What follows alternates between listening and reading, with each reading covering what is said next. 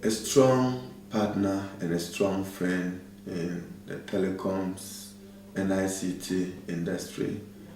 Ghana has worked closely with the ITU since independence in 1957. Coincidentally, the year that we gained our independence, we have facilitated since being council member in 2002, re-elected in 2006. We have been a major friend of the ITU in the discharge of their core value and core mission of situating information and communication technology, particularly telecommunications, in the social and economic development of our country.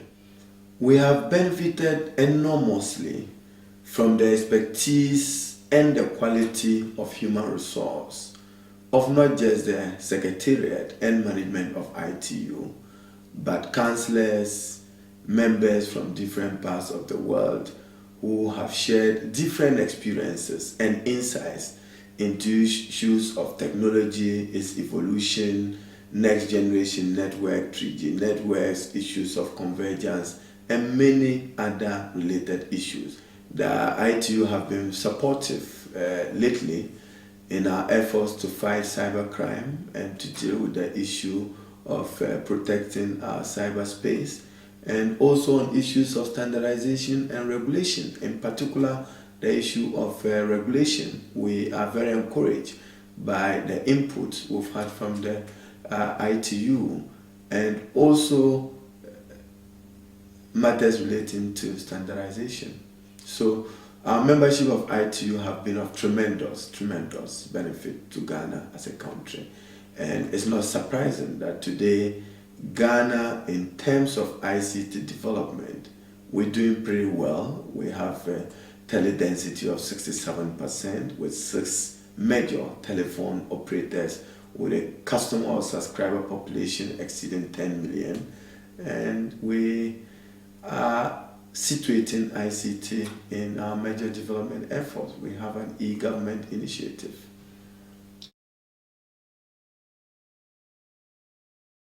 I feel very honored and at the same time humbled by the rare privilege to chair the International Telecommunication Union and to support the Secretary General and the General Secretariat and the membership of the ITU and the distinguished councillors to continue the ongoing reforms at situating ICT and mainstreaming ICT in the development efforts of all countries of the world who share the vision and mission of the ITU.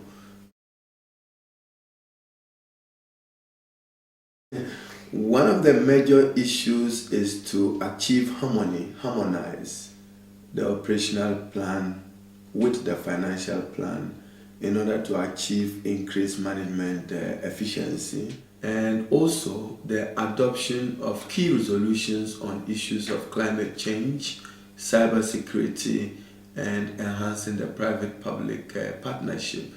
And I also do expect that we would give policy approval to the issue of the 6 languages and matters relating to translation, and probably accept a request of the Secretary General as part of his visionary leadership to put together a constitutional review committee to rethink the constitution, rules and regulations of the ITU. But Council must also familiarize itself with the challenges of the digital divide between the developed and the underdeveloped countries, the unconnected, the underserved and the unserved areas, and what the ITU will do in partnership with member countries to ensure that the unconnected are connected and the underserved are served.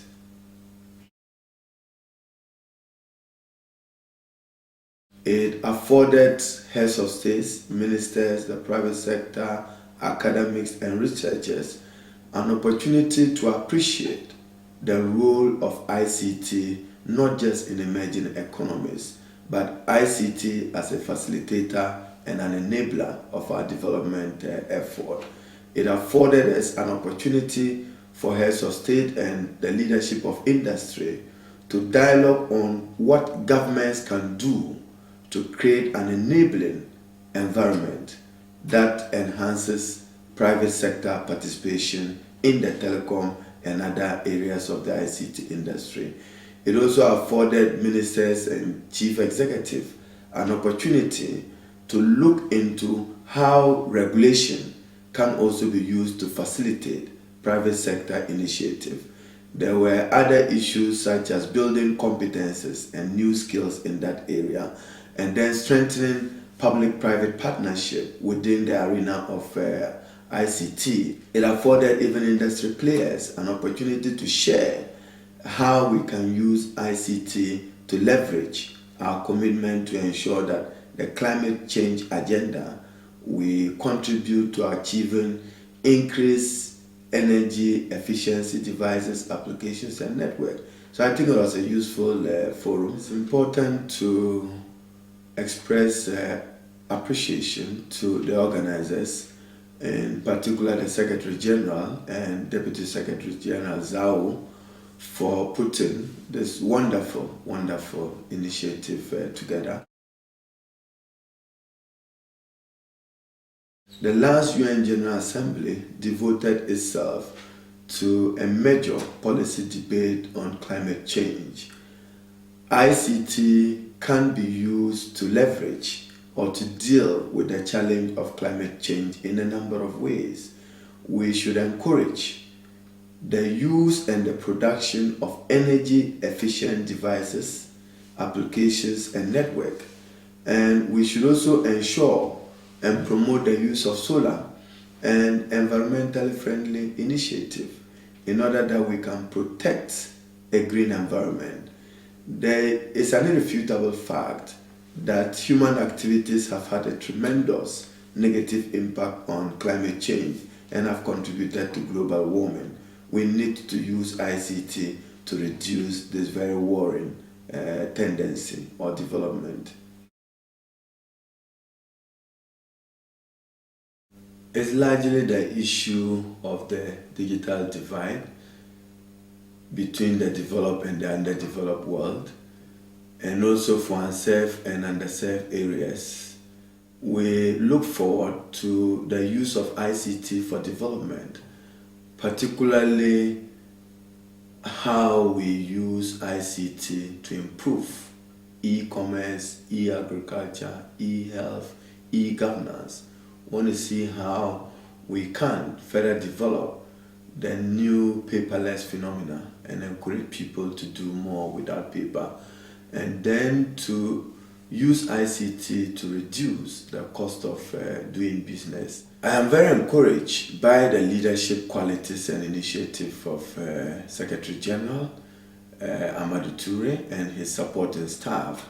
One of the issues I like him or his tenor to address is the issue of e-waste, that developing countries are becoming major dumping sites for unused computers or redundant computers, and that's becoming even a major environmental issues in many developing countries.